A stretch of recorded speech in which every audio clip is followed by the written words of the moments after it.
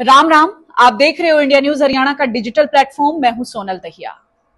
विधानसभा चुनाव की तैयारियां में सारी पार्टी जुट रही हैं, लेकिन कांग्रेस पार्टी अभी भी अपनी अंदरूनी कलह से, अपने गुटबाजी से बाज नहीं आ पा रही है, जिसकी गाहे बगाहे तस्वीरें शामी आए जा हैं। जो बयान आए हैं कांग्रेस के नेताओं के, वो किते न किते साफ कर दे हैं कि अभी भी पार्टी में बहुत सारी चीजों को लेकर दिक्कतें चल रही हैं और उसको लेकर अब आगे आने वाले टाइम में या लड़ाई जो है वो और ज्यादा बढ़ती हुई दिखेगी।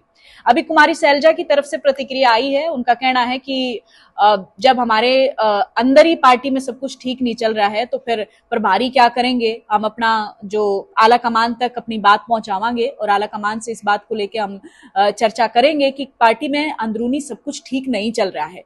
तो एक तरफ इशारा किया उन्होंने कि जो मुद्दे इस वक्त कांग्रेस पार्टी में चल रहे हैं, चाहे वो विधानसभा चुनाव की तैयारियों को लेकर हो, विधानसभा चुनाव में टिकटों के बंटवारे को लेकर हो, क्योंकि लोकसभा चुनाव जो अब हुआ है, लोकसभा चुनाव में हमने देखा कि जो टिकटों का बंटवारा है उसको लेकर कांग्रेस पार्टी की तरफ से कई सवाल खड़े करे गए थे। कांग्रेस पार्टी के नेताओं की तरफ से कही गई थी कि अगर अच्छी तरीके से टिकटों का बंटवारा होता तो फिर 10 की 10 सीटें जो है वो कांग्रेस पार्टी अपने नाम कर लेती। लेकिन फिलहाल जो है सीटों का बंटवारा जो किया गया है वो किसी एक नेता ने अपने तरीके से किया है और जिसका खामियाजा कांग्रेस पार्टी ने भुगतना पड़ा है। तो ये सारी चीजें जो है वो गाहे बगाहे इस तरीके की आवाजें लोकसभा चुनाव के बाद हम देखने लग रहे थे कि पार्टी में उठने लग रही हैं। लेकिन अब विधानसभा चुनाव जैसे जैसे नजदीक आने लग रहे हैं, उस टाइम पे किरण चौधरी ने अभी जो पार्टी छोड़ी है, किरण चौधरी के पार्टी छोड़ने के बाद भी हमने देखा कि कांग्रेस पार्टी में अलग अलग तरीके की प्रतिक्रिया आई। जो प्रदेशाध्यक्ष हैं वो कुछ और बात कह रहे हैं, कुमारी सैलजा हैं वो कोई और सुर है उनका, जो रणदीप सुरजेवाला है वो अभी समर्थन कर रहे हैं। तो एक धड़ा जो है वो समर्थन कर रहा है किरण चौधरी का कि किरण चौधरी के साथ ज्यादती हुई है, लेकिन एक धड़ा ये कह रहा है कि हमारे कोई फर्क नहीं पड़ता, जिस नेता को कांग्रेस पार्टी में भविष्य नहीं दिखाई देता वो कांग्रेस पार्टी छोड़ के किसी भी पार्टी में जा।